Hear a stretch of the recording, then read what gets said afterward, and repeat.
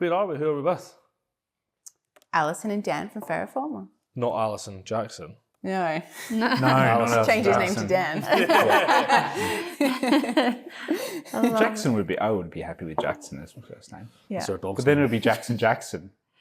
But that would it would be be awesome. Jackson with an X or with a CK? I'm a CK. CK. I don't know. If Oh, but you could have do X that. for your first name and CK if you like. True. You're getting too complex. Yeah. Our dog's an X. I went pretty Yeah. edgy with the dog. Yeah. GK. It's new age. Yeah. New age, yeah. New age dog. Repeat offenders, edition 2. No. 5? 5. 5. I don't know. This is all a 5-year blur now. Don't know. So, It was definitely edition 3. edition 3. I'm glad you remember. I don't even And know that's what when you this is. changed your name to Ferro Forma, right? Yeah, so we officially launched into the world as Ferro Forma at the same time we were featured. Way to go. I know. We Start are with a the bang. No champ. pressure, no pressure.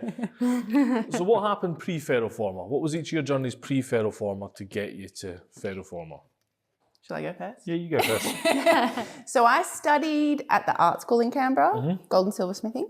I finished in 2008 and I rented a workshop with some friends pretty much as I finished or maybe just before I finished. So I had a space to work into and I, spent 4 years studying, 4.5 years studying and thought, to have all those skills and not do anything seems weird. So that's also, I had a studio and sort of kept tinkering, making.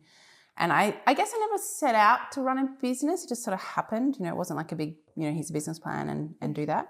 But working part-time and doing that, I always wanted to kind of keep it going. So I probably focused more on jewellery at that time than sort of more object-based stuff because I could see you could sell it at retail outlets and things like that. Yeah. So yeah, I did that. And then I guess over the next sort of few years, there was different grants and different opportunities. So I ended up having some work selected for an exhibition in Germany, the Silver Triennale, which is like every 3 years, and a big publication a part of that. So my work went to that. And then sort of off the back of that, I was invited to a trade fair in Munich, which I went to, my backpack of silver objects. I love it.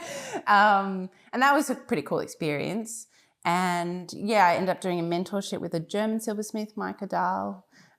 She lives in Hanover. So it was a mentorship program based in Australia and it was to work with, it was sort of meant to be Australia based. And I said, hey, can I do it with Maike? And that was no problem. So Skype and things like that. But I did end up going over there and working with her for, I think it was a week or two.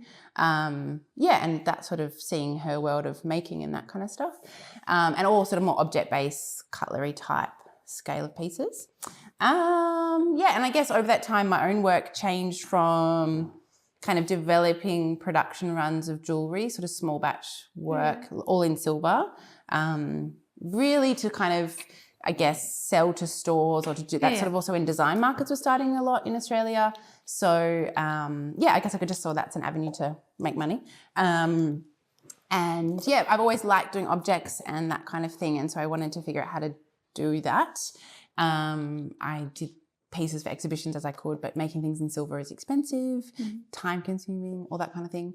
And then my work, I guess the flatware collection we have now, the signature flatware collection in stainless steel, came about. It's sort of, I had different designs for a few things, the butter knives, some of the cheese knives, and the little spoons. But the little spoons were the first one in production because there was an opportunity to make 100 spoons for a fundraiser and they wanted to use them as canapé sort of serving spoons. Oh, okay.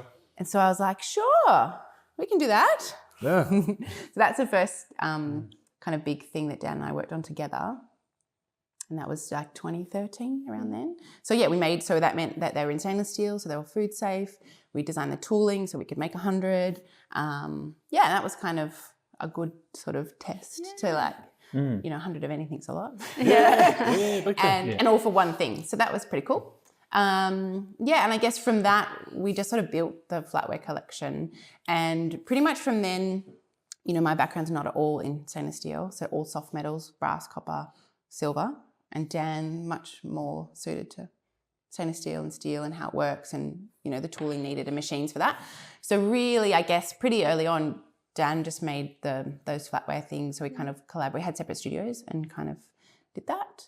And Yeah. I guess from there we just kept Keep going. working together. Yeah. And then probably more consciously started to think about what products. Yeah, definitely. What sort of was missing or what we wanted to add to the collection, what made sense. So it's a nice whole collection.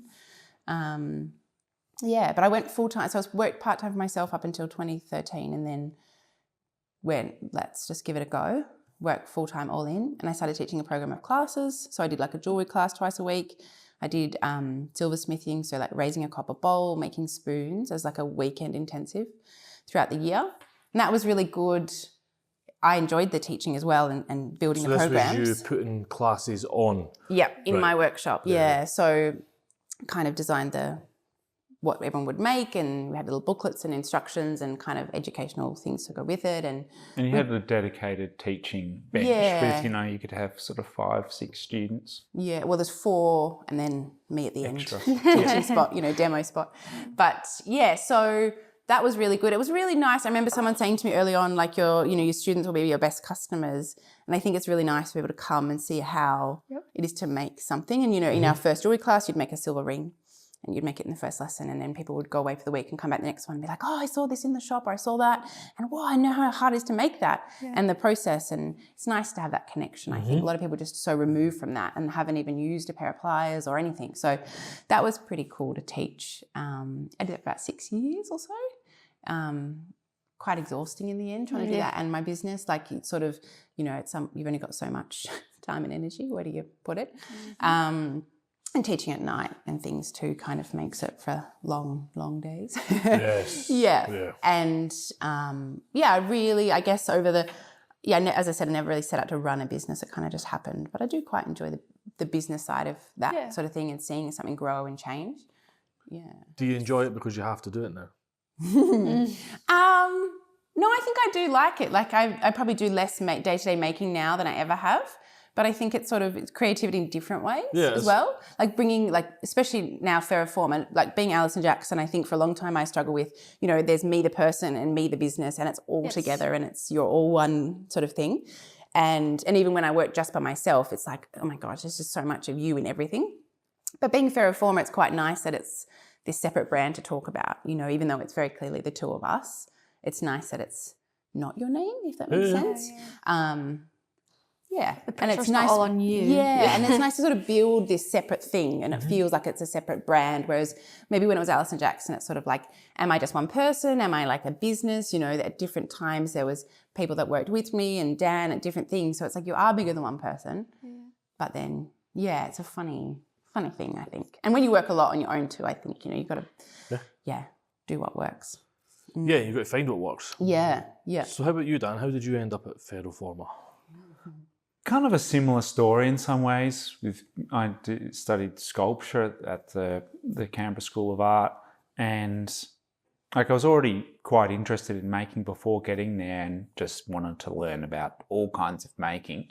And then I think in my second year, I got the opportunity to start working for some other artists, just like on the weekend or days I wasn't at uni, and that was with a few people.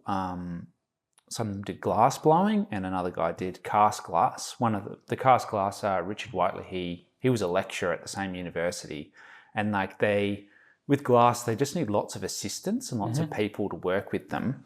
So it was quite good because I wasn't in the glass department. They could hire me from a separate one, which was excellent because I kind of got this exposure to learning how kind of it, an art practice could be in a professional way instead of just being in the university. And I did glass, but also did a lot of metal stuff for them.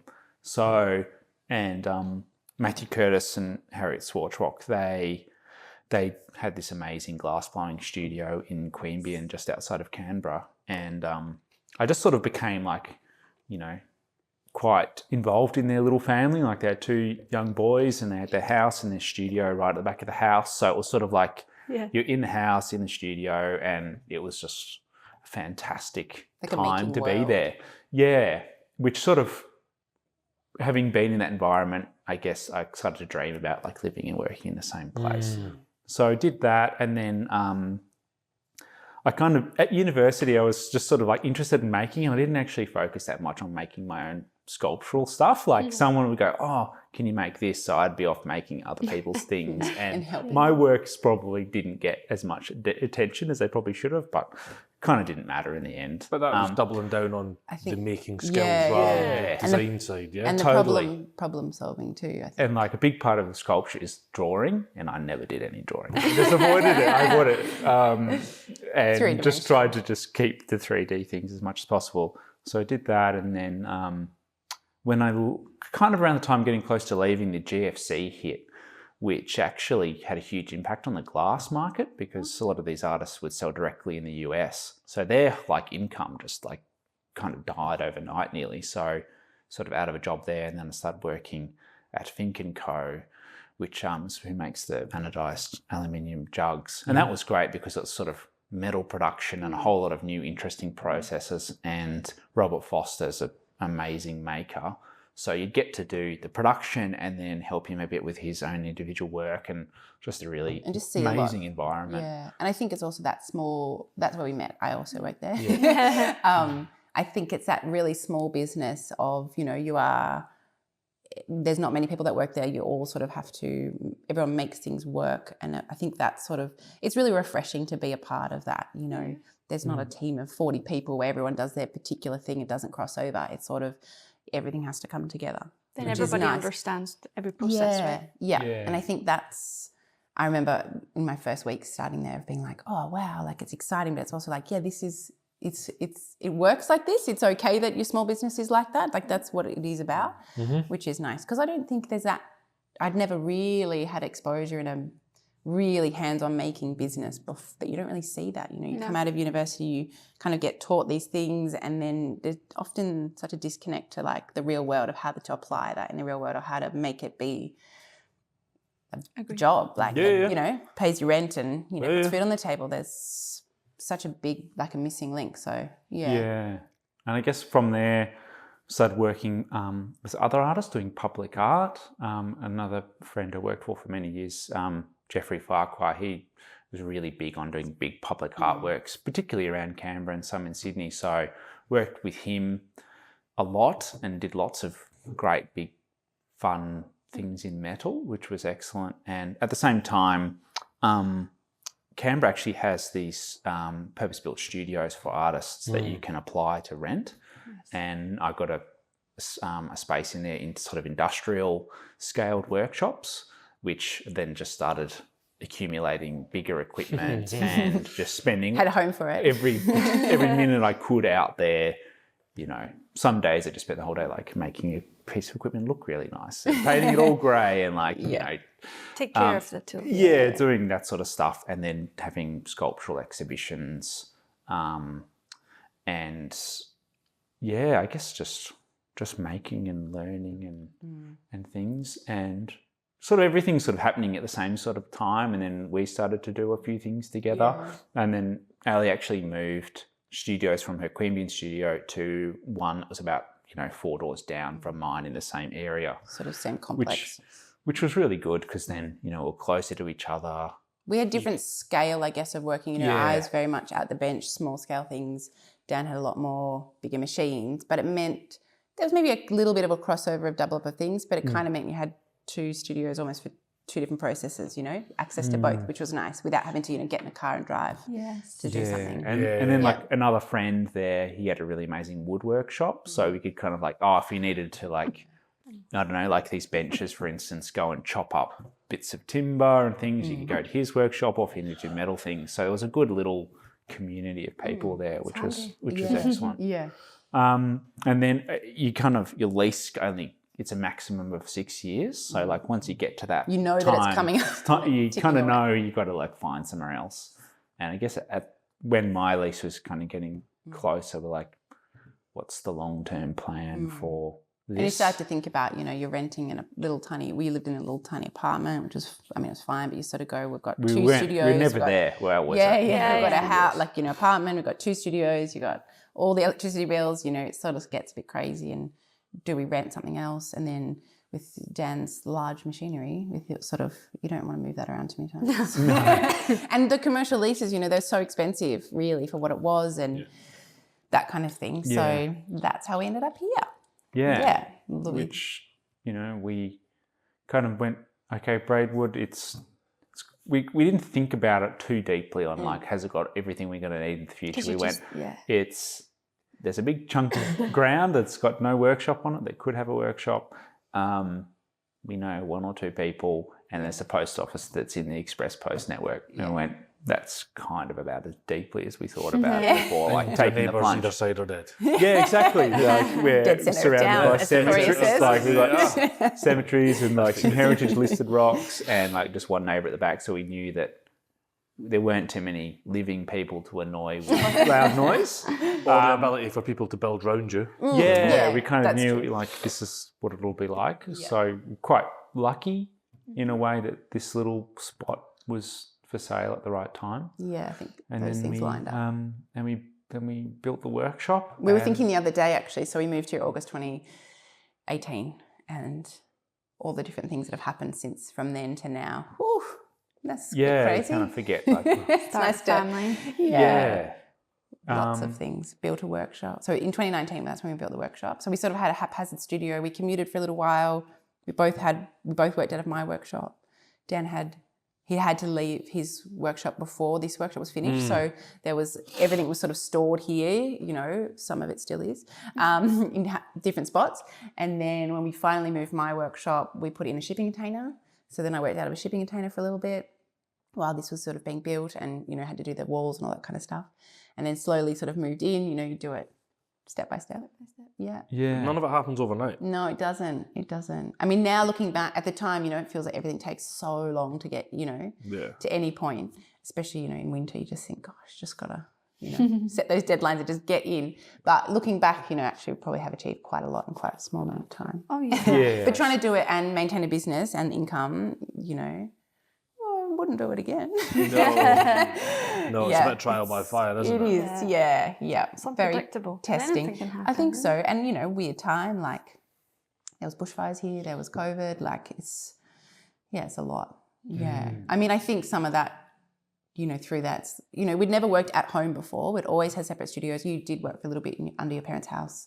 Very, very early on. But, you know, it's sort of it's a different dynamic to getting in the car and going somewhere, even if it's 10 minutes, you know, you have that commute. So I think it's an adjustment, but I think it's definitely the right thing for us.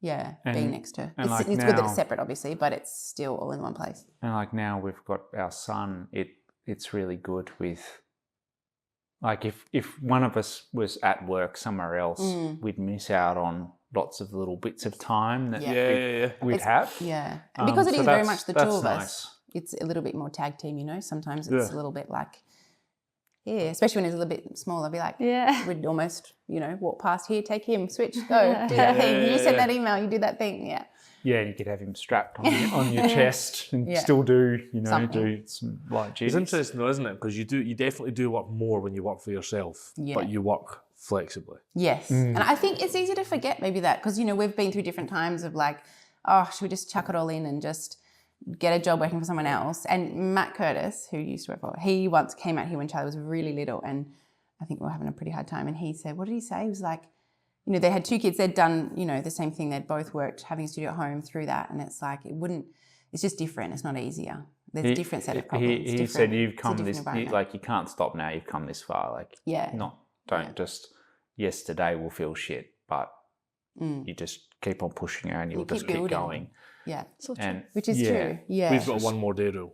Yeah. It's such a good thing, because sometimes you're really in something and you just think, oh gosh, enough of that. Yeah. But actually, Have you ever done other work to supplement this work? Like, have you ever took part-time jobs, or when you started full-time, you just started full-time? You kind of went, I'll do my work and I'll do teaching. I guess the teaching was that kind of more, and so you diversified your income within and that was the purpose of it, really. It was that regular thing, you know, I'd run a 6-week course and then I'd, you know, set them up so that it ran, there'd be little breaks and things in between, but it really was that regular, you knew, and it would help, you could forecast what was coming in and things, and sometimes I'd run more, sometimes I'd run less, depending on what else I was doing. So that was kind of, I guess, that extra thing. And that sort of, it's still like I liked it because it was still creative, it was still making, but it wasn't my work, you know, it wasn't, it's sort of, you'd put a different hat on and go, okay, I'm a teacher now, do that. Yeah. Right. Yeah. Yeah, I guess I worked part-time, whether it was doing like the public art stuff or at Think, would work there part-time and then do my other work. And also I'd do fabrication for other artists as well. So it was sort of a part-time thing. Yeah. It only really became a full-time thing close to the end of the time that I had at the studio I had. And it was also because like a big opportunity happened to make these big sort of sculptural point of sale desks for the National Museum in Canberra. So there was like this rebuilt their shop. Basically. Yeah, they redid the whole shop and there were lots of sections that needed to be made. So that happened, which kind of helped give the push to do that. And it was pretty much that project happened. And then we moved here. And then it packed the workshop up and moved. It was it didn't quite fit in the workshop. It was really like pushing the limits of the size of the workshop. So it was like, do this big, huge project, get it installed, and pack it all up. It was a bit of a wild time. Yeah. Yeah. You think back and be like, how did we manage? I know, but it is that one more day thing, isn't it? Where you just like, you're in it and you're like, we've just got to keep moving, keep doing the thing. Nothing else. But exactly. But that was another instance where we were working really closely together because it was sort of a small. I spent a lot of time on the phone, and we also had a friend working for us who was an extremely competent fabricator, and you could sort of go like, give him minimal directions, and you get to work, and you just do magic. And we haven't really had anyone that good since. We often say, if only we had he moved back to Ireland. Yeah, if only we had a Johnny. We need a Johnny. Yeah. You need to phone him around September, October, November. Yeah. You'd probably get him back. Yeah. It's a pretty wet country. And we're just coming into that lovely springtime here. It's getting warm. Yep. He's probably got some big metal shop happening by now, I think. But I think those bigger projects there's a bit more, admin, like liaising with the client, that kind of detail. Yeah. It's not just the making. It's something I'm very cognizant as we talk to more and more makers. We're approaching podcast 100 now. Yeah, we're approaching the 100th podcast, and one thing we don't talk to people enough about for other makers to hear is sometimes you need to take extra income. Yeah. Whether it's diversifying your making business, whether it's taking a part-time job, whether it's, I'm talking recently about seeing if I can pick up another film contract or two because it would help elevate all of this. And it's something that I think we need to talk about more often because I'm aware there'll be people listening to these podcasts thinking, oh, how did they do it? Yeah, yeah. And I think we're quite good at just being very raw and honest with everybody, but I want to make sure that people understand that it doesn't just happen overnight. No, it doesn't. And I think it's also like early on in my making, I was very like, I've learned how to do silversmithing in terms of small objects, hand raising them. It's a really labor intensive process. So you just need time. When you want to make in silver, you're buying big sheets. It's expensive. Yeah. But I've learned this skill and I love doing it and I really want to do it. And, there's not a rich history of that in Australia. There's not very many people even teaching it, which is also partly why I taught how to do it. So there's all of that. And I was, quite stubborn in that I wanted to do that. So I looked at different grants and was quite lucky and successful in those grant applications and got them to help funding. So like for a solo exhibition, things like that. And, catalogues and stuff like that, which was really valuable. And I think for me, I got to a point, like that's really what made it happen, is having the grants. If I didn't have it, it's sort of how do you fund that time? But then that was a really valuable part of my practice. Yeah. And I think also with the teaching, it's like, I could have taught more classes for sure.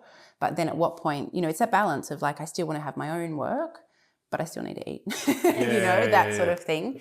But yeah, the grants are really valuable to sort of get to that point. I think for me, I kind of got to a point of exhibiting work. Where do you exhibit it? That kind of stuff. I just didn't have as much of an interest in it. And I probably was more interested in the business side of it, of like, I've got this far and I've invested this much. I want to give it a red hot go to see if it'll work. Right.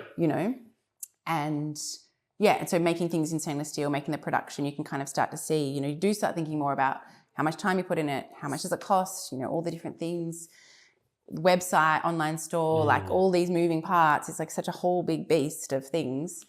But it is true though about, supplementing your income, because I think also it's about, and we talk about often in our work in that, you know, some people definitely would look at our website or our Instagram and think, oh, we just make our flatware and our jewellery and that's what we do. But we do lots of other bespoke projects, which I think it's really good financially, but I think it's also really good for our own creativity, problem solving, opens you to different kind of avenues of different things and different scale, you know, working with one client on a really big project is very different to making, you know, a production run like around Christmas, you know, doing lots of spoons and cheese knives and things. It's like a different type of making, but I think you need that Oh, yeah. to be fulfilling. Need that break of, The whole reason all of us got into this is to be creative, right? Right, exactly. You do different things. Yeah.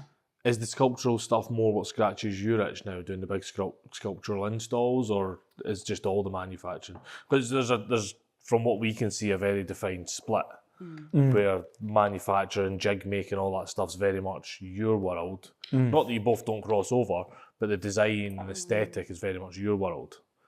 Is that fair to say, or is there? Yeah, that's I think it's pretty, sort of naturally pretty close. fallen like that in a way. Yeah. Like I love thinking about how to get to form metal a particular way, and then how you could repeat that, and learning those sorts of things. Like with the bigger sculptural stuff, I guess I used to have sort of solo exhibitions where I'd make a whole body of sculptural work, which now I'm not as interested in that side of things. I kind of think about making, you know, one-off larger pieces that could go to, there's a big exhibition in Sydney every year called Sculpture by the Sea, where it's quite large Outdoor Bondi pieces. Yeah, it kind of runs along some of the headlands on the coastline, and it's excellent exhibition. I guess when I think about sculpture, I think about just investing, you know, a month of time, make one or two pieces, and then take a break from that. Right. But I guess it's sort of all like seasons of things as well. Sure. Like also with like having a baby, that really does change things, where you kind of go like, our products require a lot more pushing continuously to keep people interested and wanting to buy them. Whereas with some of the bigger projects, you know, like they bring, you know, this is roughly what we want to do. Can you design something around this? And then tell us how much it'll cost to make. And bigger budgets, really. Yeah, bigger budgets and chunks of money and projects that you spend a lot more time on, but you kind of know you're going to get paid this much at the end of the day because they've accepted a quote. And that sometimes just gives you a level of certainty, which is sort of what you need when you're tired and don't have the capacity for things. Yeah. And I guess also like with a lot of our products, people buy them as gifts. Yeah. Yep. So there's particular times of year, you know, like lead up to Christmas or like around sort of wedding seasons and things that do influence when more sales sort of happen as well. So we sort of shift around depending on what, I guess, opportunities kind of come along. Go where the work is a little bit. Yeah. And then like doing public art repair, sort of restoration stuff is really good too. Like we have a really good relationship with people in Canberra to do that. And they've got quite a big collection. So there's things that always need updating and fixing. And I think for those particularly, you know, they're all artworks, they're all individual, they've all got their little nuances and things. And Dan's very good at seeing, you know, there's the problem or what needs fixing and figuring it out, how to do it. And that, you know, problem solving, he'll just go away and figure it out of like, wild, how did you do that? So I think like that's a really good skill. And that's really what you also bring well to all our production kind of work as well. But, you know, on that scale, it's that kind of work, I guess there's the appreciation of that skill, if that makes sense. You know, I think it's matching that, isn't it? Finding the clients that appreciate and get it, and you know, but then also have the budgets, you know, it's the the dream, right? It's funny though, like every project is entirely different from the last. It's sort of very rare that we get the same sort of thing happened, which sometimes like, oh, can't we just get another one of those? We already know what to do. And now we know how to do it. Do it again. I just figured that out. Now I have to figure something else out. Exactly. So that. Yeah. I think also maybe before, you know, you've got to pay your rent and everything, but maybe you've got less expenses and things. You may be more risk taking in that, you know, like Dan's exhibitions of his sculpture work, like they've always sold out. He's been very successful sculptor, and won some pretty amazing prizes. But I think, you kind of just go all in. You work day and night to make your exhibition happen, or you just do it. And maybe, I don't know, maybe we're less risk adverse now. I don't know. Yeah, well, it's sort of less depending on you in a way. Now it feels... I certainly feel since we took on a mortgage, I don't know. bought a house, we're a lot less risk taking. Whereas before, and that totally makes sense. Of course, you don't want to default on a mortgage and lose your house. Exactly. Yeah. But even when... Maybe just consider it more, you sort of... I just think you think through it more, which I don't think is a bad thing. But even when our rent was way higher than our mortgage, ever has been, and... I still think I was more prone to taking risks when I rented rather than... Yeah, it's interesting, isn't it? Yeah. So, and I think, we've invested pretty heavily building a workshop. Yeah. You sort of go, well, we're in it for the long term. I mean, anything can change, of course, but you kind of think, okay, well, we've got to make it work. Yeah. So you sort of look at things a bit differently, whereas, And I think, as you get older and you have more experience... You lose the naivety that allows you to just jump in and have a crack at I moved to a country I didn't speak the language of for 6 months. Yeah. Wild. I wouldn't do that now. It's sometimes it'd be good if you could get a bit of that back to push yourself, jump in and take a risk. Just a little bit Double. every now and again. Yeah. Where's the split at the minute? Kate and I have got a very clear split. So we talked about the design and the thing, but with regards to running the business, how's that working with you at the minute, especially with a little guy involved as well? So pretty much these days, I'd say 95% of the making is Dan, pretty much. I do a lot of the business admin kind of stuff, website, bookkeeping, tax, all that fun things. I guess brand kind of stuff. Newsletters. Anything on a computer, newsletters.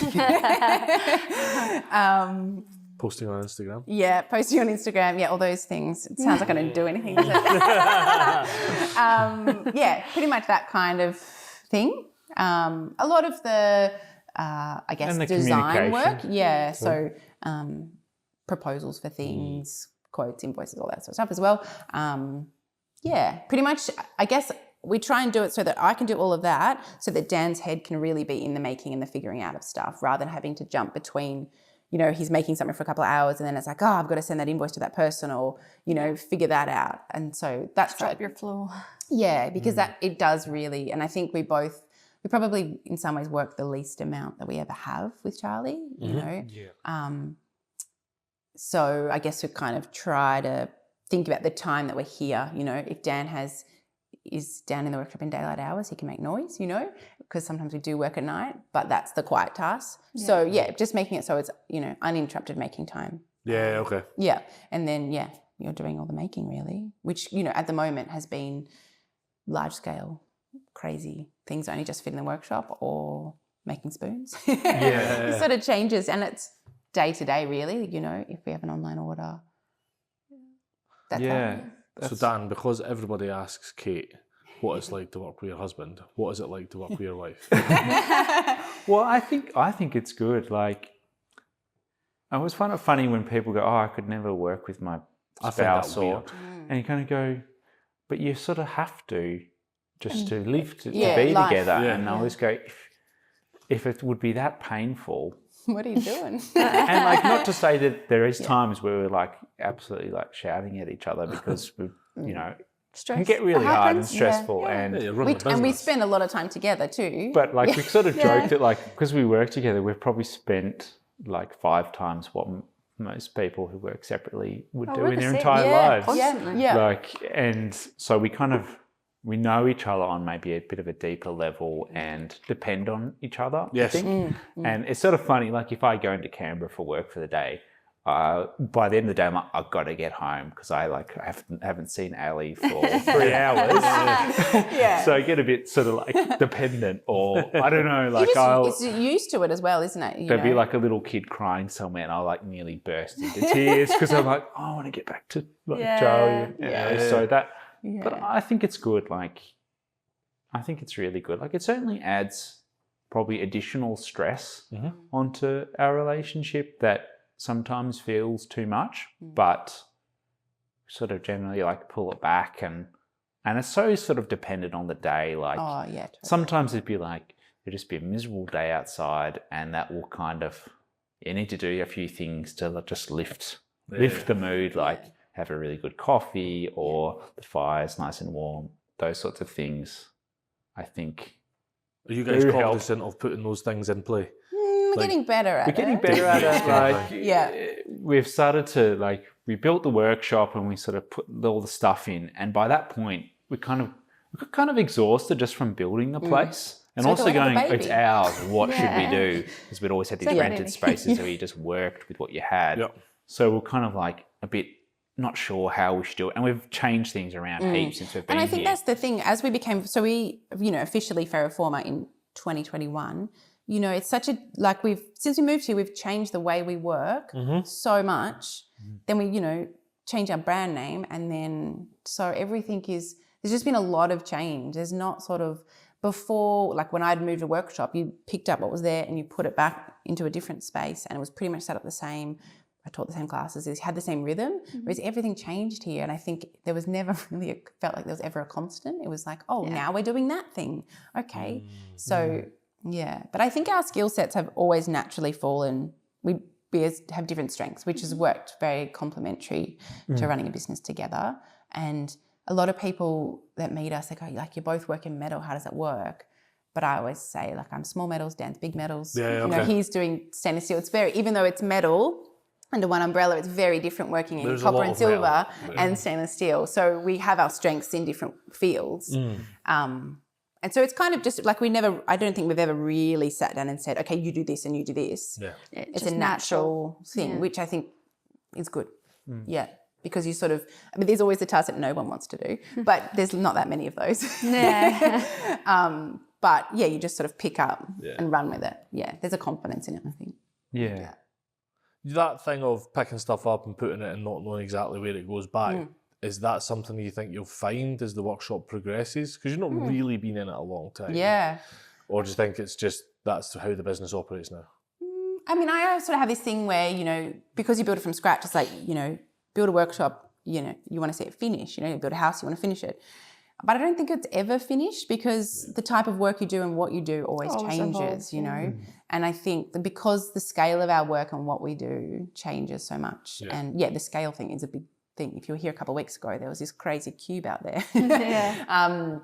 So it kind of has to be a movable space, Right. because it has to be able to accommodate different things. And that is something we also realised, because we sort of started to set the back part of our workshop up in a more production flow sense. Like this zone is where all the sanding and finishing happens. This is where machining happens. I kind of break it into almost little rooms.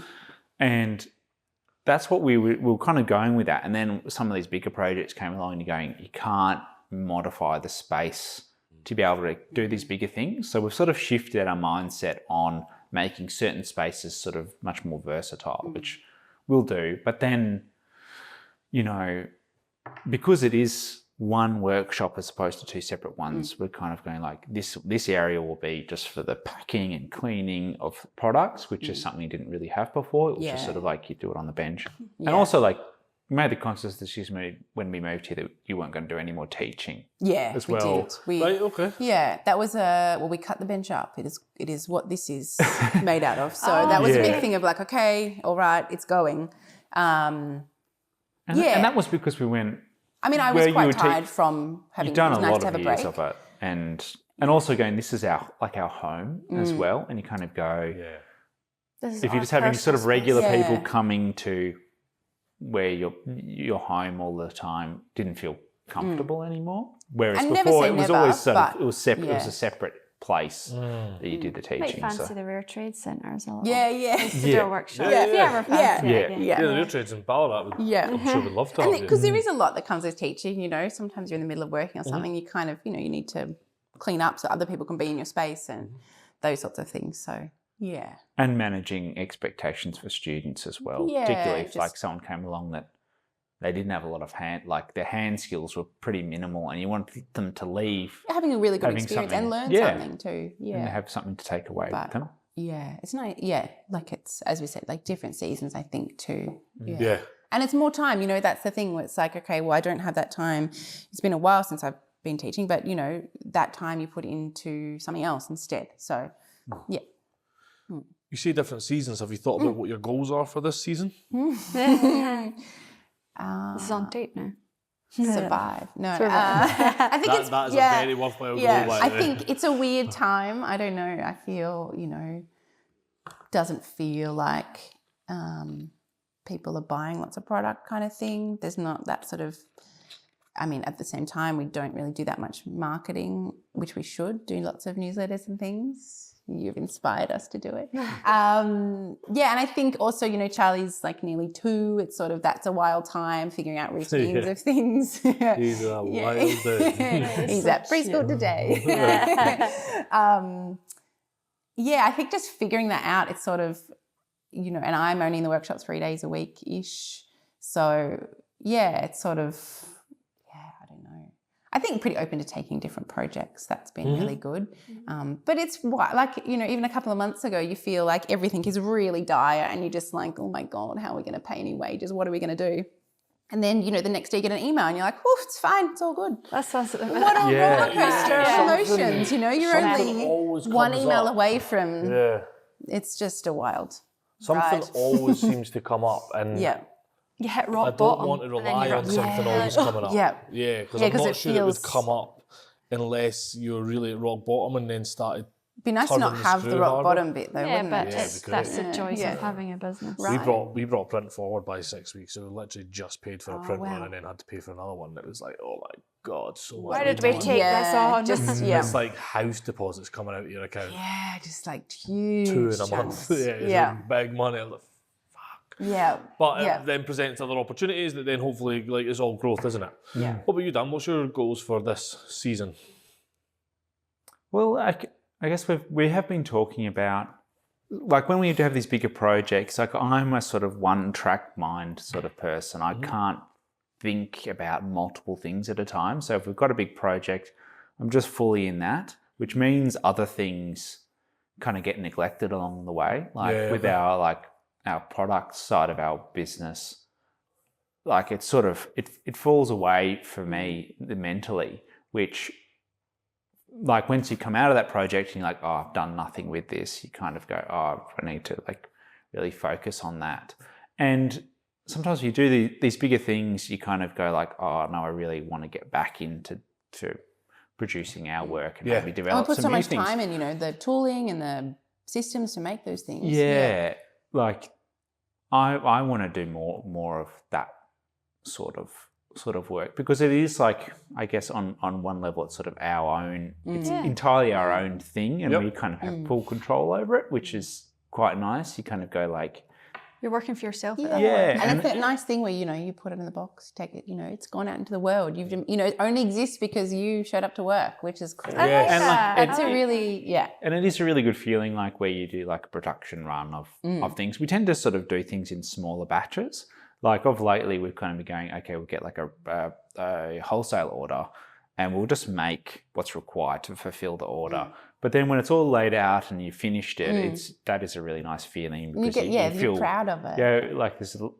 Actually, the work's really good, because it's sort of this odd thing where, you know, you have your piece of metal and you turn it into a product, stick it in a box, and you send it out. The time for you to kind of perceive what you've done is the time, like, it's a couple of seconds before it leaves. And because we made to order, so it's not like we have, you know, lots of stock to go, oh, we'll just pull that off the shelf and put it in a box. It is this sort of longer process, I guess. Yeah. But it means you're not sort of like surrounded by the things you make all the time. And I guess that is something we've realised with our space. Like, we've sort of put up some pictures and got some of our work out, which we had it all sort of just squirreled away. Mostly just Which from it moving, makes you really. forget what you've done. And you've got it all on your shelf. Yeah, and kind of go, oh, I don't do anything. Yeah. Like, you just sort of get this, like, you sort of forget everything you've but even done, the and you need it projects. there to remind you, like, Yeah. oh no, we're actually good at this. Like, Yeah, some days. yeah. And even on the, So- like, we're adding on the website sort of bespoke project section where it has that of the weird and wacky things we've done. Portfolio. Because if nothing else, it's nice just every now and again to have a little flick through and be like, oh, remember that thing we did? Yeah. Definitely because- do forget. Oh, you totally I forget. completely forget Yeah. about things, and see a picture, like, oh yeah, that thing. So when you start to talk about it as well, Yeah. you're like, oh shit. But even yesterday, we got to have a good walk around and pick bits up and have a look at some really cool stuff. And like, we wouldn't have been able to do that if it wasn't On the shelves. on the shelves and out. Yeah. And, you know, I was able to speak to Tara at Ballarat yesterday and be like, hey, you know, you were struggling with a cutlery maker? Yeah. Guess what we just found? Like, Yeah. totally forgot. Like, Yeah. you forget, even us that, you know, features people like you, like, we forget how much people do until we're in a room filled by it. Yeah. So never mind you yourself Yeah. being stuck in the middle of it, because you're trying to juggle so many other things, Yeah. right? And it's inspiring, I think, too. You know, even when it's the half-finished work, the thing that didn't work, it's sort of, I don't know, I reckon it just sits in your subconscious and sort of ticks away, figures itself out a little bit. Yeah. And you're like, oh, we should do that project. That's the right thing now. And you might have done it 4 years ago, Yeah. but it's the right little But you've thing. learned things since then. Exactly. It's like, this Yeah. is the right time And to it's do just it. the little reminders that are... And a lot of ideas for products, they grow. It's not like, oh, we're going to make a thing and it sort of all happens quickly. And it's quite a It's slow sort of process. We don't add Little products that little often. things sort of point to the idea, and then eventually, you know, often years later, you're like, oh, now it's a thing, but it was just all these little tests along the way. Yeah. Experiments. Yeah. What do you think the hardest thing about being a maker is? I reckon it's communicating with the customer, trying to communicate, I guess, the skill, the time, sort of the appreciation of that to the customer. That's exactly why I started the Max. Yeah. Because I had the same issues. Yeah. I had the same issues. Very It's good hard. that you guys do what you do. Yeah. I think trying. it's so hard, and it's maybe hard for, I don't know. I think so many people they don't really have any association with making anything by hand. They've maybe never seen it, never been around it, that kind of stuff. And that sort of fast pace, you know, click buy, they've got a thing. Yeah, it's hard to tell your story, I think. I think it's hard to tell your own story often as well, because, you know, you sort of don't feel that confident to kind of talk yourself up or, you know, about your skills or what you do. But yeah, I think it's really hard to kind of cut through, you know, to find that customer, because, you know, they're out there, they're the ones that see it and go, oh, you know, like when we used to do more of the design markets, you know, you'd be there for 3 days or, you know, and someone would come up. And I would remember in Melbourne, there was a lady, she came up on one of our tea scoops, you know, you got everything laid on the table, and she came up and, you know, just sort of poked her head around and was like, I got one last market and it's the best, it's the right shape, it sits in my little tea caddy and I use it every day. And it's like those interactions are just like, oh, you just want to bottle it and, you know, it just makes everything worth it. Bottle it up and be like, for a bad day, I just want to open it up and take it. Exactly, I've got a little like folder on my email of kind words, you know, when nice. someone... You should stick it on your wall. I know, we That's should. a good We've got a idea. little jar as well, because it's those things that keep you going, but, you know, especially maybe in a market context where there's lots of different people coming for lots of different reasons. Yeah. You know, some people probably just don't really get it or understand that sort of skill. And I think a lot of our work, particularly some of the flatware pieces, there's just the stainless steel, you know, it doesn't necessarily look handmade in that it is quite a refined shape and finish. And I think sometimes that's sort of hard for people to make that connection. Yeah. You know? Yeah. So we used one of your butter knives at Brian Cush's, but it had the A on it. Oh, that's It an was- original. It was an OG. Yeah. And And an actual A. Oh, that's like proper, because it changed. There's been a few versions. Yeah, that's like way and back. Lanny bought it for him at a design market Oh. in Sydney or Melbourne, one of the two. And because we immediately recognised it, but couldn't place it because it had an A on it. And actually, I thought someone had knocked it off, and it wasn't until Dan Get out had- right now. Dan had explained it the other day. He was like, no, it used to have an A on it. It was Yeah. Alison's Yeah. before. Yeah. So like these That things was my are out first there in the Maker's world, Mark. which Yeah. is really nice. That kind of comes back to that cycle of what you said earlier. Like it's only out there in the world because you made it. Yeah, which, you know, on the came forward, bad you showed days, up. and I particularly, like, I worked for a long time by myself in a studio by myself, some long days and things. And, you know, I think, I just remember one year where I'd done like a lot of work, a lot of things, and you look at the sort of your profit and loss and your tax return, and I was like, wow, like that's because I showed up. Yeah. You know, of course, there's lots of people that help and there's, you know, different things. But it's like, because no one knew if I was at work today. No one knows, you know, and it's like But you know. those moments, you're like, oh, wow, you know, like same as you guys, you know, if you just stopped doing it, it wouldn't exist. Yeah. But it's, Yeah, that's it's quite pretty mad cool. to think like 5 years ago when Kate had this, there's Yeah. like nearly 28,000 copies out in the world. Yeah. And you're like, Yeah. And it is a lot. It's like and a big pile. Like if I know, someone like piled them if you all put up it here in the front- room, Yeah. Gosh, Yeah. it would, like, if you put it in your house, like your house wouldn't be standing. so You just make the house out of them. Oh, yeah. But Exactly. I think it's easy to forget that, you know? Yeah, very Yeah. much so. Yeah. What about you, Dan? What do you find hardest about being a maker? I think it's not taking stuff personally a lot of the time. It's a good one. And like Ali's dad he's been in small business for a long time and run a really successful business, and he's very good at not taking on like criticism on a personal level, just sort of Water off a seeing duck's it for back. what it is, and then just like if it doesn't actually matter, or if it's not actually helping you, then it's not worth hearing. And I find that I kind of get too caught up in the emotion of things and just need to go, just let it just wash over you and keep going, because so much of it is just, it's so superfluous to what you actually And it need. eats you up a bit. Yeah, you kind of get all caught up in this thing that actually it makes it doesn't matter at all. And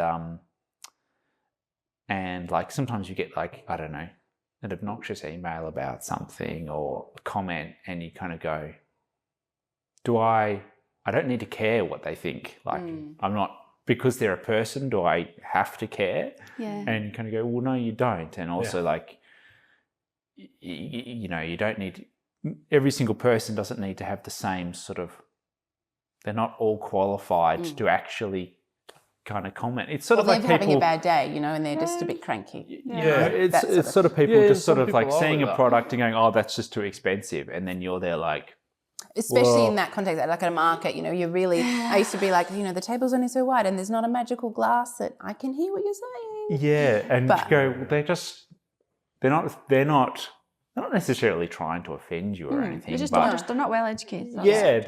they Yeah. just kind of they don't have the time to perceive what it is you're offering. And it's not for everyone either, Or and they there's don't nothing value wrong it. with And that. that's okay, because it's not like we value everything else that's out there as well. So being resilient in that way, Yeah. I think Yeah. would I had be a big this- plus.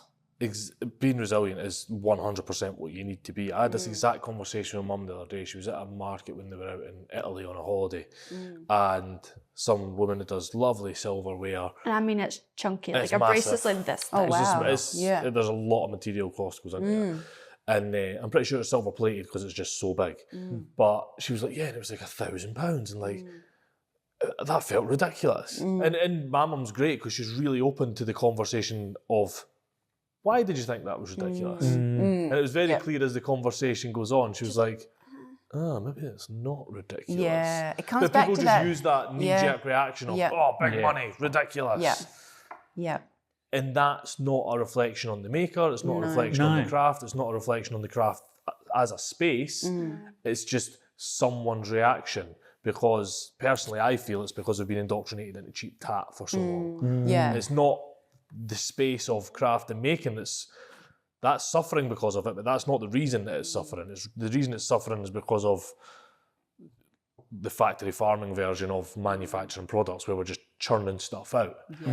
So but when your name's on it, especially when it was Alison Jackson, or especially when it was your name, Dan, like when your name's on it, that's really difficult to not take. And it's really personal, yeah. It's And really it does personal. kind of come back to that storytelling thing too, because, you know, maybe not so much at a market because you've only got that really small interaction with someone. But even that, you know, we have at different times, you know, we used to have a little iPad with a slideshow of images showing the workshop, which if anything, it kind of qualifies you of sort of, because a lot of the product, you know, there's some machinery that takes to make them and it's all hidden. You know, you only see the shiny thing out the front. And so showing people that behind the scenes, or like a little short video of making and hammering, and it's like shows the skill of like, you know, this is, you know, you don't see it every day, but you know, hey, I'm the real deal. Yeah, I'm still here. Yeah. Like, and But it's, I guess that's all yeah. that education, isn't it? Of, you know, they might see that, you know, a few years in a row, and then they might decide to purchase, or they might never purchase, but they might tell someone about it as well. They might purchase. Exactly. And it's yeah. like when you see an Instagram page of a maker and it's literally just their products. That's all it is. There's no pictures of them doing anything. It's kind of, it's hard to sort of see. Yeah. oh yeah, it's like it's up to us as the makers to communicate like how this is made, not just the product at the end, because to them it's just like, well, that just looks expensive. Exactly. I don't understand why that's so expensive. Yeah, and it's the story of how it came to be is often far more interesting than the thing in the end. Because then people are then bought into it by that point. Yeah, like, they kind of feel invested in understand it, and it's an interesting thing. Which, like, whenever we get to see like another maker's studio, I'm like, just, oh, like, this is peeking, amazing. yeah. It's like, You guys yeah, get they all make that. cool work, but like, there's space where they The do way things. people work or the machines they use. Yeah. Teaching, actually, I found interesting because, you know, teaching a particular thing, say making a silver ring to someone who's never made anything before, you know, for me, you just go about the process without really thinking. But it made me break it down, you know. People would ask, oh, why do you do it like that? Or you'd have to explain each step. Whereas if you were just in a studio by yourself doing it, you just off you go, there you go. And that's quite interesting, I think, because, it makes you often think about why you do something. And sometimes you don't know the answer. Why do you hold the hammer like that? I'm like, I don't know. I've always done it. Just muscle memory. And it's comfy. I'm not sure. It's funny, but I guess someone who's looking from the outside in, you know, they're full of questions. They're learning this new skill. Yeah, that's quite interesting to break it down, because I do think that, you know, you've got this finished product. You want to show that to the world. Sometimes you just forget the process. We've done it before. Oh, we're going to photograph this the whole way through. And Dan's like, oh, yeah. And then he'll just get into making it. And I'll be like, I didn't take a photo. What? We did the beginning, we did the end. steps. Yeah. You're like, oh. It's sort of like, oh, magic. I think obviously financially permitting, one of the biggest hires you could do is just have a content guy. They just followed you and just took pictures of everything. It's like a fly in the wall, just show, Because they'll also see it from a different perspective. Exactly. And even just the way you work in a studio. Like, you know, we've probably thought about that more than we care to in setting up a workshop, because you think, okay, well, you know, if I put that bench like that, is it silly being on that side of the room and I've got to crisscross, you know, 10 times? Am I going to run into that bench? It's like planning a kitchen, isn't it? It is. And then you just think about it so much. You just think, I don't know, we'll just try something, figure it out, you know. Jess Wooten's daughter, Jess and Chris Wooten's daughter, I should say, sorry, would be the best podcast host in the world. Yeah. And you're probably about to get it with Charlie as well, because she's 4 years old, and it's why? Oh, yeah. Why? Yeah. And you're like, actually, I don't know why. Yeah. I was writing ad copy and putting ad stuff together and doing a bunch of bits and bobs on Instagram for our marketing when we were sitting in their studio in Ballarat the other week, and it was why? And I was like, I don't know. let me think about that. And I was like, actually, this is a really good, asking yourself why. Yeah. None of us do it enough. Yeah. Arguably, none of us do it enough. So you might be about to get like a really good shop floor helper when Charlie's on stage. Why?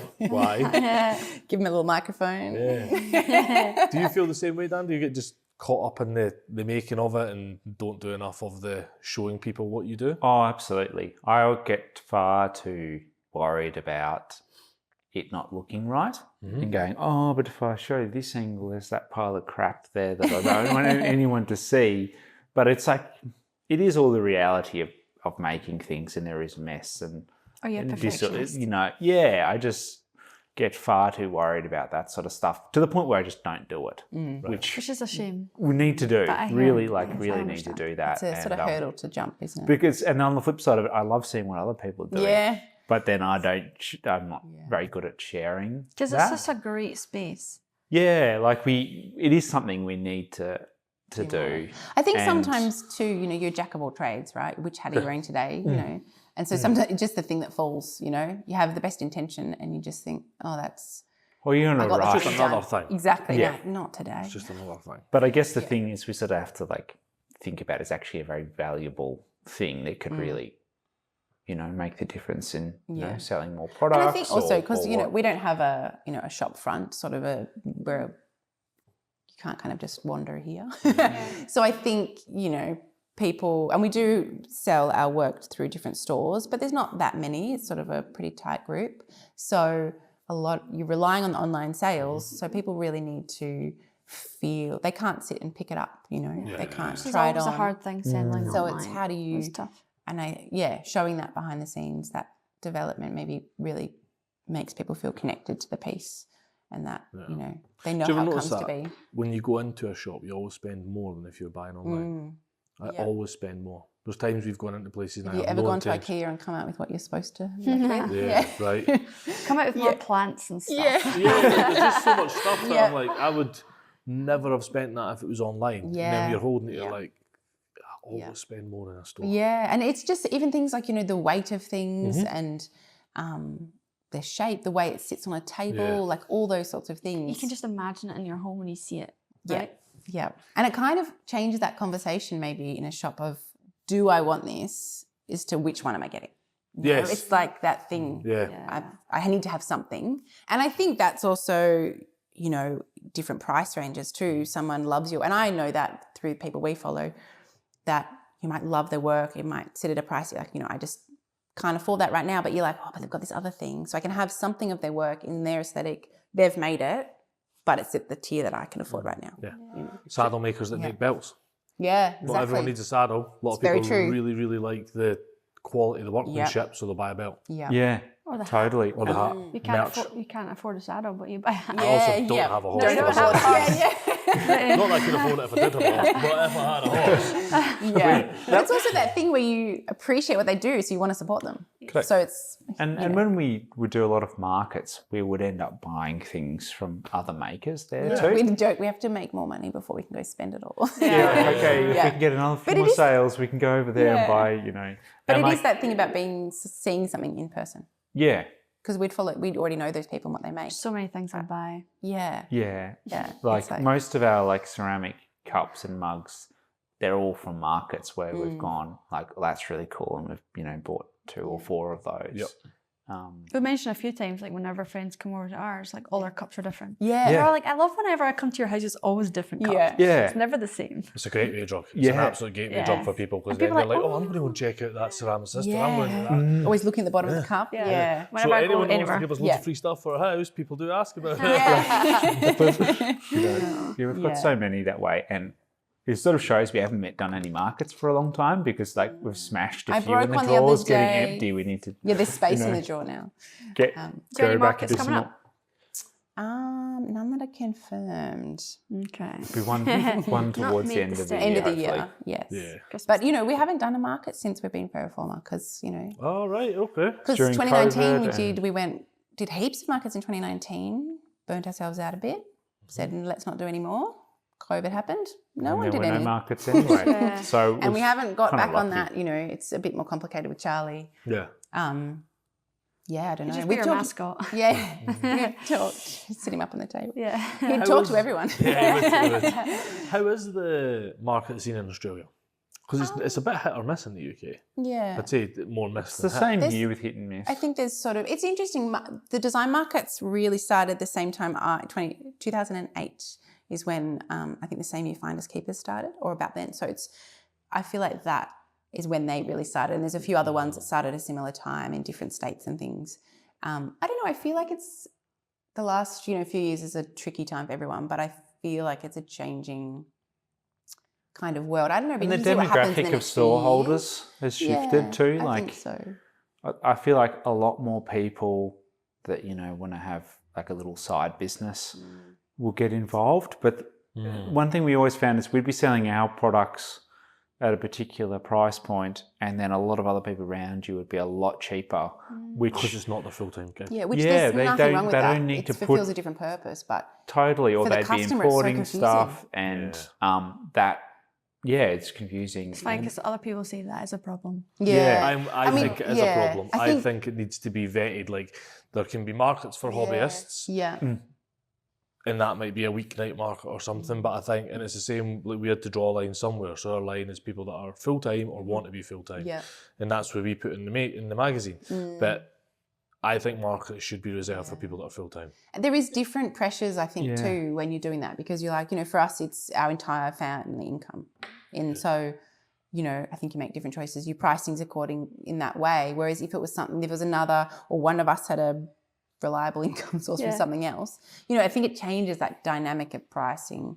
But it is, You should still value the work then. Yeah. Like it has to be a certain And I think price. also the market type thing too. I mean, they're amazing events to go to, there's like food and all those sorts of stuff. And so I think you can definitely, as a customer, you can go and not spend any money and have a great time.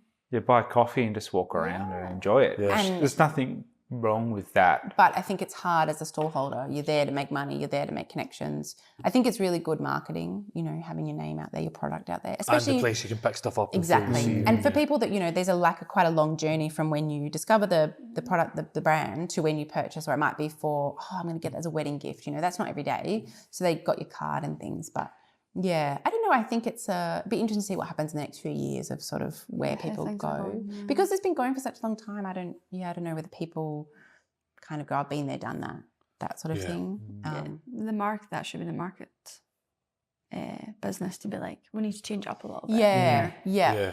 And different. Yeah, I think it's always hard to find the right place for that has the right energy for your work, you know, the right customer. It's hard, I think. Yeah. It's hard. Yeah. What do you think the right market looks like for you guys? That's a tricky Yeah, what would be the ideal market? Like, for what would that? If we were to put on a market, I guess it's just work across a range of materials, you know, that is the same quality and the same kind of price, and I guess the same commitment to that craft, if that makes sense. Which I think, you know, we've done markets before that are like that, and I don't know, I think the energy, I think it attracts 80% of the right customer comes. You know, we've definitely done markets where it isn't the right customer and it's a long few days, but when you see the right customer, they see you from across the aisle and they like make a beeline for you and you're like, you're my person. Thank you. Yeah. Sometimes you can almost tell. Yeah. Like why, you know, just their mannerisms or something that they might be a potential customer. Yeah. Like, they've got that twinkle in the eye of like, oh, that's what I've been looking for. Or they know you're there and they're just looking to find you, and then they find you, and that's always nice. Pick up when the that products and go. Yeah. I think it comes like it's that understanding of the craftsmanship in things. I think. Yeah. Yeah, I think that would be the key thing, really. But yeah, I think having the price point thing too being kind of uniform is good, rather than having really cheap stuff and then expensive stuff right next to each other. It just doesn't work. And that's if you're there like, oh, this is the sort of market we're in for this weekend, and then go, oh, we've got 3 more days of this, and you kind of go, we've never done sort of the regular market scene. It's been a couple of times a year sort of thing. People that do it all the time, like, good on them, but we're not customer facing. You know, that's a whole nother skill set. Absolutely. And we're not It's a shopkeeper salespeople, skill really. set. Exactly, and that's the thing. We're much happier, and like our superpower is behind the scenes making. Like that's why we're doing what we do. Yeah. Certainly got better at it. Well, Ali was quite good at it from the outset. Dan went all in. He said, "Oh, I'll come and help you with the market." And I was like, "Oh, I was doing one that was like a one day, and you know, locally." You were like, "Oh, no, it's fine." So I was like, "Right, straight in, 4 days in Melbourne." Yep. I found it hard to, you know, have the smile on my face for 4 days straight, and it's exhausting though, because also, you know, you've prepped all your stock, so you're probably not well rested beforehand. Then you're, you know, customer facing. But we got on the same thing. We did develop like a pretty good system for it. Like we used to have like a little VW caddy and everything fit in the boot and on the roof, and get there set up. And I tell you, you've got a lot of stuff for, you know, you got one box of product, it was all quite small, you know, jewellery, spoon things. We've got all the other things to display it. And also those events were quite good for us to meeting other makers or seeing friends that they were the only events you'd see them at, because they'd be from around Australia and you'd all kind of come together. So you get like a little chance to catch up. Community, I miss that a lot, actually. That was really good. The community side of it you miss. Yeah, it's that sort of, you know, even if it's just to be like, hey, everyone's having a tricky time, or like, oh, you know, that was really good for you guys, or that wouldn't work for us, or have you heard about this? You know, I think those conversations, because, you know, it's pretty solo. Everyone's going to solo. Even when we had studios, like in a sort of complex with other makers, it's still, you know, a pretty by yourself kind of thing. And so it's just sort of nice to know you're all in it in a similar way. You know, they might be doing different types of products, but you're all in it. You know, I think that's a shared sort of understanding of things. I think that's also been a benefit of moving to Braidwood, is that there are lots of makers here which we didn't really have that involvement with people on that level as much before, and made some even in a busier city. Yeah, I think it was almost sort of like being in a bigger city made you more isolated. But I almost feel like there's more people that we're at least aware of here. Yeah, doing maybe things. we're just better connected to them too. I'm not Yeah. sure. Yeah. I think, yeah. Small town. Yeah. Yeah. Just And, the also proximity lots of thing's people good. doing lots of different things too. You know, they do this part of the year, this and this another part of the year, or, juggle 2 things here, 3 things there. I think it's kind of a creative way of being, really. Yeah. How do we all solve that community loneliness thing? Because everyone's talking about it, Yeah. but nobody's solving it. I know it's so hard because I find a lot of makers that you're so in your work doing your thing, which often is by yourself, hours, days, weeks. I don't know. I think And we're all generally introverts too, so being social is not super straightforward. But it is that I think there's a real need for some sort of community type connection, even if it's just like a check-in sort of thing, or like an accountability check-in. Yeah. Yeah. Yeah, Lee and I have already like had just chats everyone about has coffee getting our together newsletters once a month together. or something. There you go. Yeah. Well, yeah, different meetups and things. Even if you can't make it, It's hard, I suppose, also depends where you are. If there's people locally to you, whether it's more of a global thing, you guys, I don't know. Yeah. You've got some No, spare we've time on talked your so hands. many- We've been talking about it a lot Yeah. recently. Yeah. We've been talking about it a lot, like what's the... Because I want a physical place, but it's always So difficult. tricky. Because Yeah. then that comes with costs and all that sort of thing. Yeah. Physical place is great if you can monetize it. You need to be able to monetize it to pay the bills. And Yeah. it can't be a charity and it can't rely on funding because that's getting cut left, right and centre. It needs to be sustainably and self-sustaining. Yeah. And Because that's if the it's thing, I great guess. and then disappears, I mean, learning about so many other makers through you guys sharing them, it's sort of, even if there's, someone on the other side of the world doing something similar to you or similar industry, but they're operating in their world and their connections and customers, it's sort of nice to see what other people do or have tried, or, they've got, that works there, but it wouldn't work here, or vice versa. It's sort of, I don't know, it's nice to see the different ways people kind of run their business or approach things. Yeah. Yeah, and equally with that, like if it's someone doing the same as you but different, like I'd like to think, this might be a bit of a utopic vision. I'd like to think if someone was like, oh no, we don't do that. Yeah. These guys do though. Yes. You should check them out. Oh, 100%. Because it's still better for the overall making world that people buy from handmade rather than, oh, you don't do it, so I'm going to go to IKEA. Yes. Like- And not as much now, but for a little while we got, I've never really worked in like stone setting or anything like that. And so people would come to me every now and again asking for wedding ring or engagement ring. And I'd say, look, I don't do it like this, but here are 3 people that I would recommend you talk to. And, I can't help you, but also I don't want to be a dead end for you either. I want to help you find the perfect fit for you, the right aesthetic that you're going to like. Go talk to these guys. They all do really great work. We get And that all the time. Yeah. Do you know who'll remember you when they do need something that you do?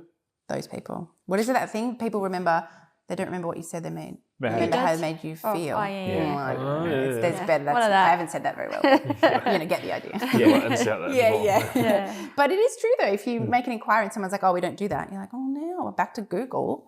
Which we don't do that, but you should check out X, Y, and Z. Yeah, people love recommendations. So and so said that's good, so we'll do that. I love recommending people because if anything, it like selfishly, it just strengthens our position in the industry. Yeah. If someone's like, do you know anyone that does this? Absolutely, of course we do. We are the people to go to. We've had like friends and whatnot been like, I found this person and I saw that you were following them, so I bought from them because I know that if you follow them, then they must be good. Yeah, sort of that's really cool. qualifies for it's sort of, And that's what any recommendation does. If you're recommending some stone setter, that qualifies it. Like this is because you're not going to Ferro Forma. recommend You guys know someone what that's you're not doing. going to be a good experience for 'cause them it's bad because on you. exactly. Yep. And you just don't want someone to have a crappy experience either. So it is. Yeah, it's sort of funny. The world in some ways has never been more connected, but sometimes that can be isolating too. So it's sort of finding those little networks of your people is super valuable. Finding that, you're like, Yes. Yeah. someone understands me. Yeah. That's a strange one, isn't it? The world has never been more connected, but we've never been further apart. Yeah. It's finding your people. That's the thing. Yeah, Yeah. big time. I think Got your that's, cards. no, but I remembered some of them. Oh, okay. How did you forget them? No, I left them because I was trying to memorise them. So, That was silly. so I'm working on a deck of do that. cards, right? I'm quite excited about this. Yeah. I'm working on a deck of cards that are all questions that and you'll get to add to this deck of cards in a minute, that are questions people are asking me to ask to other makers. Again, connection, cross-pollinating. And my hope is that one day I can turn it into a set of playing cards. Yeah, that's a great idea. Like, just for no other reason than it'd be quite fun content. And just like sometimes we go into places and don't have time to sit down for a full podcast, but we might have 20 minutes to like play a deck of cards. Yeah, but you could just have your questions. Quick fire. So the first question that got added to the deck of cards by a maker was Brian Cush's question. And it's the one that I seem to remember very well because I thought it was a great question. If you were to be remembered for one piece of work in 100 years, what would it be? You can answer it together, you can confer in the background, or you can answer it separately. It doesn't have to be a piece of work you've done, it could be a dream piece, it could be anything. But in 100 years, if someone was to remember Ferro Forma or Alison and Dan, what would it be? Gosh, that's a good question. That's so tricky. I've got an answer, I think. Oh, yeah, right, go. I think it would be that if someone, like, I don't know, open their grandparents' Antiques Roadshow. well, that would be a cool one. Like they open their, like, I don't know, their grandparents' cutlery drawer and pull something out, and they find something in there. They like dig through all the normal spoons, and then there's a weird, unusual thing, and they like, what's this? And it's an intriguing story for them. They flip it over and it says Ferro Forma, and then they, I don't know, get on Google or whatever, and then get a little adventure to sort of discover where the history of this object. I feel like that would be a nice one.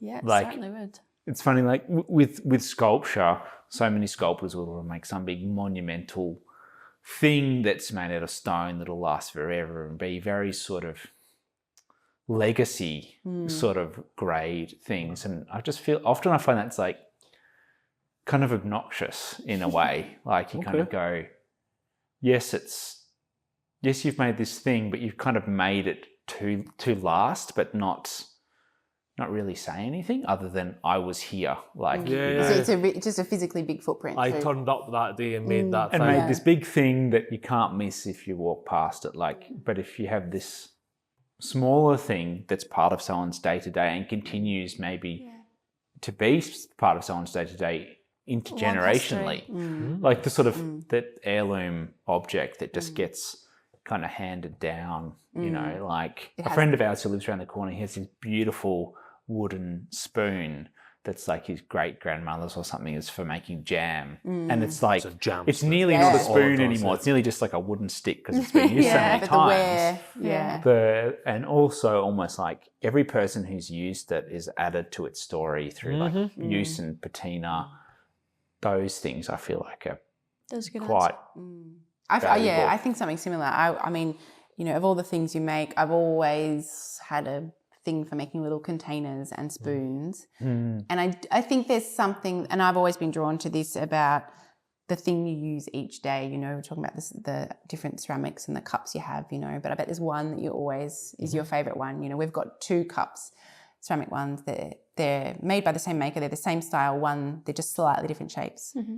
Well, that's what we drink our coffee in. This one, you know, I know that one's mine and the other one's Dan's. And oh my God, what are we going to do when we break them? But, you know, we have a whole drawer full, and they're the favourites. You pick them out for whatever reason. It's the wobbliness or something. And I think that about the spoons. You know, one of our teaspoons, my mum puts her sugar in a coffee every day, and she's so good at looking after it. You know, she'll clean it and wipe it, and it's beautiful. And, you know, the handle's like a rich sort of golden brass colour, and, you know, it's part of that experience. It's like such a tiny moment in your day, but, you know, you just take that moment. It's just like, oh, it's just a nice thing. It's the right shape. It's the right thing. And I think that has a big impact on you over time, you know. But it's also the things you remember, you know, like you were saying about the jam spoon, you know, they probably remember, oh, you know, when I was little, so-and-so was using the spoon to do this. I think there's all that connection. It's quite lovely. Yeah. I like that. I can get behind that. Yeah. Because that's really what separates handmade, I think handmade stuff from mass manufactured stuff. Because it's the things you try and you hang on to, you know. You might go like, you know, you don't, I don't know, the other cutlery you've got, it's just there and it doesn't have, it's just, it does its thing. It's very utilitarian, that's fine. But there's the special pieces of like, oh, you know, that funny little shape or that little funny quirk on the side there, or that dent is from, remember that time? Dropped it off the corner of the bench, you know. And I think a lot of the things we're drawn to, like if you're in some antique shop, like there's a lot of these like little handmade sort of scoops that people have just made out of tin cans and have sold them together themselves. it must have been a school project sometime. Yeah, you know. sometimes we We've keep found a lot of finding the them. same shape, but they're all a bit different. Yeah, and they're made out of an old, like, you know, can Old of soup tomatoes can or something. Yeah. Really? Yeah. And you just go like, oh, there's so much, like, who made this? What's the story behind it?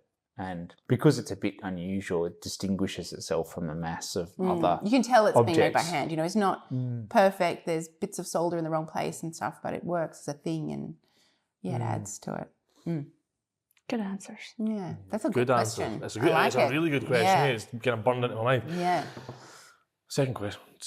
Multiple questions later. Why do you do it? That is also a good question. We've both always made things from when we were really little. I feel like it's just who I am. I just, you know, it's not like, as I said, I never consciously. I remember someone talking to me once. I had this huge solo exhibition, and they sort of said, "Oh, what's next for your career?" And I was like, "Career? What?" I never thought of it Funny like that. It's concept, just, it's life. Like, it's just what I do. Yeah, I don't remember a time where I didn't make anything. I don't. Yeah, you didn't see like, I'm going to go work for this person to then go work for this person. It's always just been like, I want to work for myself and do what I want to do. Yeah, and make with my hands, do things, you know. When I was little, I'd do things. My dad had a workshop under the house, do things there, make little, you know, wooden trolleys for my teddy bear, you know, that kind of stuff is something, I don't know, I think there's something, I don't know, it's just who you are. It's like and you're the same, you've always made things. Yeah, it's just like, it's kind of not a compulsion, but it's sort of in your DNA, and you just keep doing it. Like, all humans have got hands. Yeah. You know, we've got hands and brains that work together. So for it's all the almost like we trickiness should all... of doing it, you love it, right? Yeah. Like, that's why you stick it out, and it's hard, you know. I'm sure there's definitely an easier way to do life, for sure. Oh, yeah. It's not the easy path by any means, but I think maybe that means the fulfilling, like, it is more fulfilling when you do it. Yeah. Yeah. Good answer. What would you do if you knew you couldn't fail? Oh. I don't know. It's daunting, isn't it? I think just make lots of things. You know, when you get that spark of an idea, you just make it. You wouldn't kind of think, well, you know, who am I going to sell it to? What box does it fit in? Do I have to Not think about all the other rechange stuff. that? Yeah, exactly. How much would it cost? You know, that kind of thing. You just do. Because you know it's going to sold anyway. There'd be just, I think so. Yeah. Just make some crazy stuff. Yeah. Because if you had the resources and the time, you could just have a crack at some things. Yeah. And wake up every day and do something new. just go like, oh, we'll try do this, or, you know, do something crazy. It's just for just the expression side of it, really. Just going, oh, I'll just have a crack at making this. I don't know, like a... Probably do less of the business side of stuff in a way, really. It's like get that someone else more of that just on the tools, bench time, you know? Yeah. You can never have too much bench time.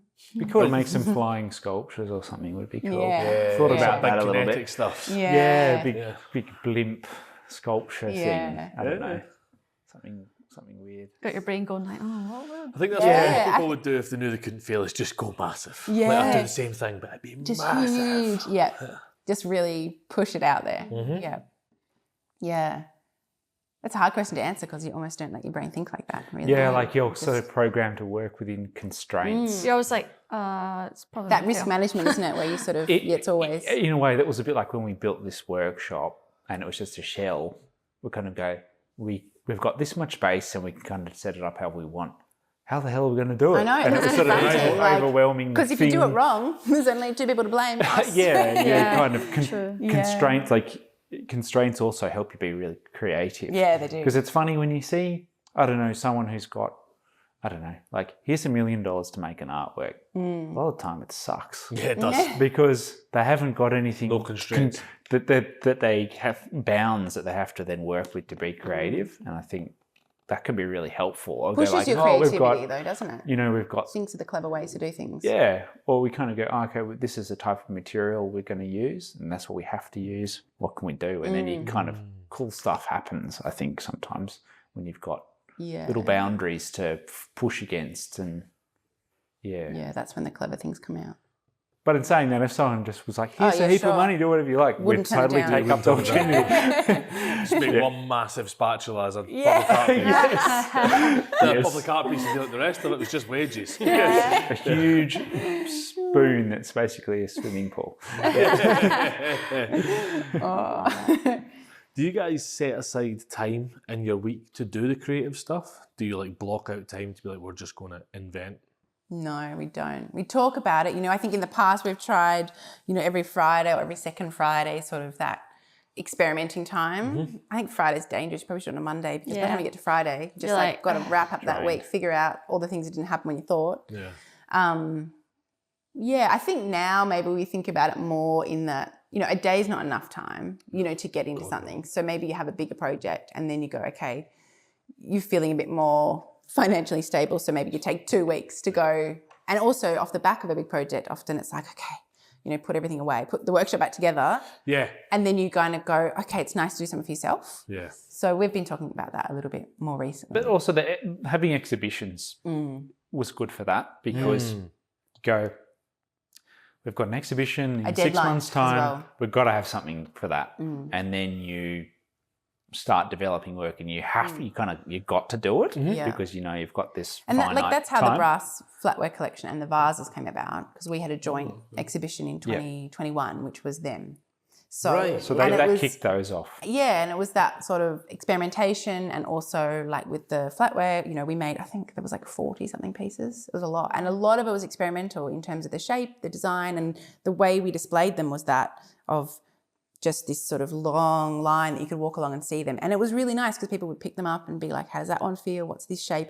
So for us, it was nice to get that instant feedback of, well, which are the ones? And you could buy, each one was sort of an edition of 10. Okay. So we made the edition of 10 to order. So some of them sold out in that edition, and some of them, maybe someone bought 1 or 2, but people had different connections to different shapes for different. We didn't say, hey, use this one for your jam and this one for your sugar spoon. Yeah, it was their own ideas. Yeah, and the idea really was that the different changing shapes, you just use what makes sense. You open your kitchen drawer, you just grab that one because it makes sense. Get the bottom of the jam out of your jar or whatever it is. Yeah.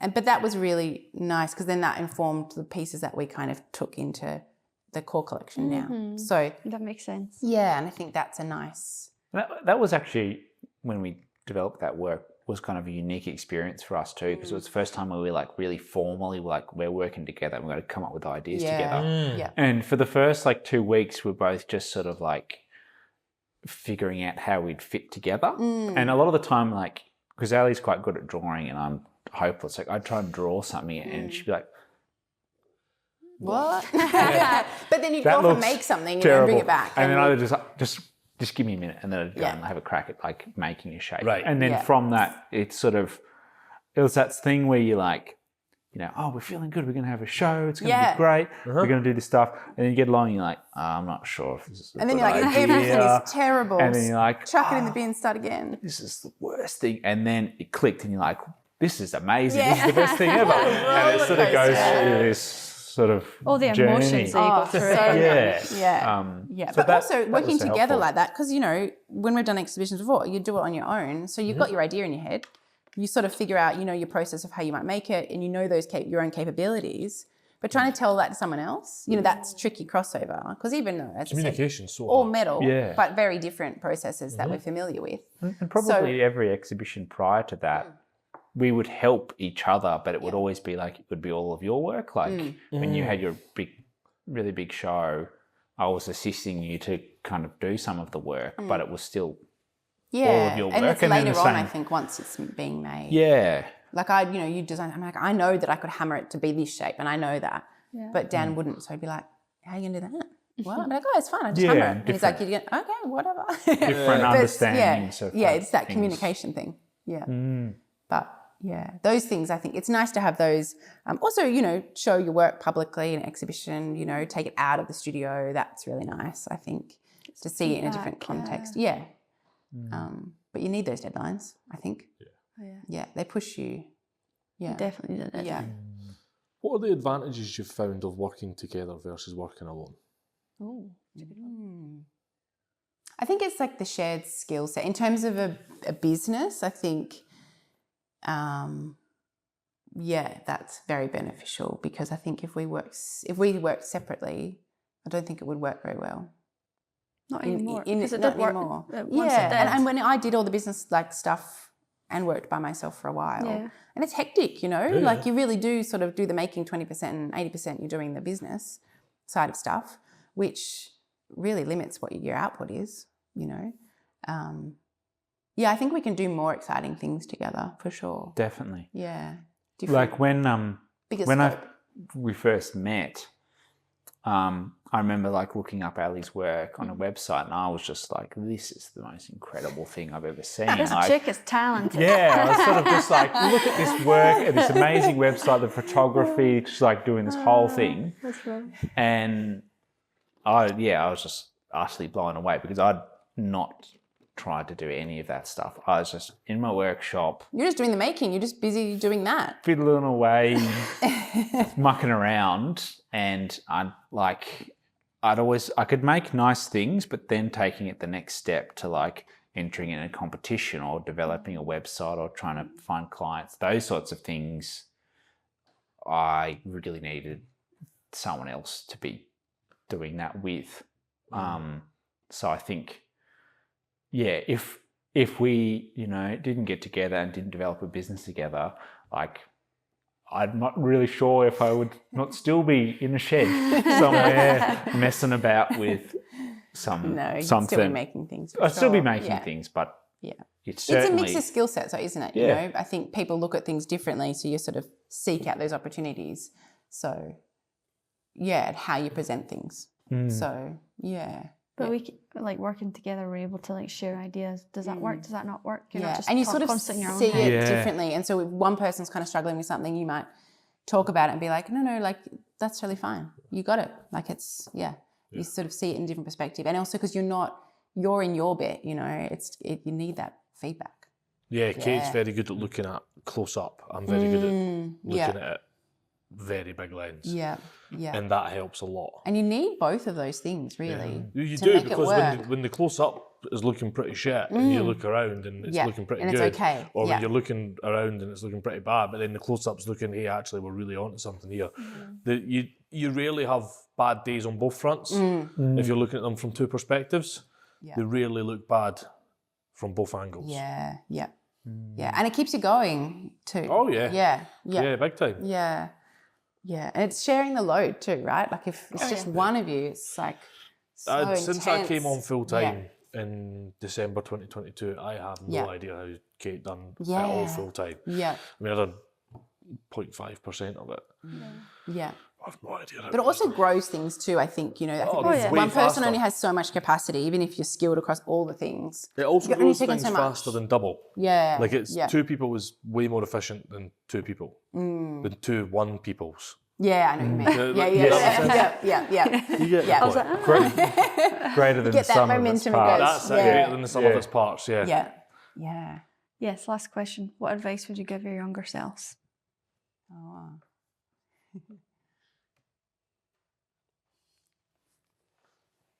Well, for me, I was always like really scared about approaching people and things for opportunities.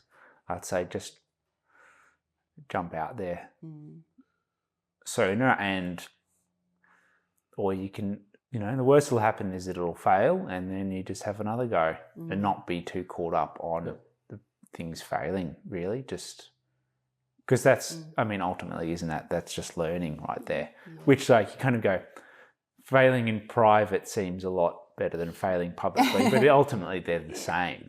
So may as well try both. Yeah, I feel like I was better at it when I was younger, of just stubbornly doing it and just following what you wanted to do than I am now.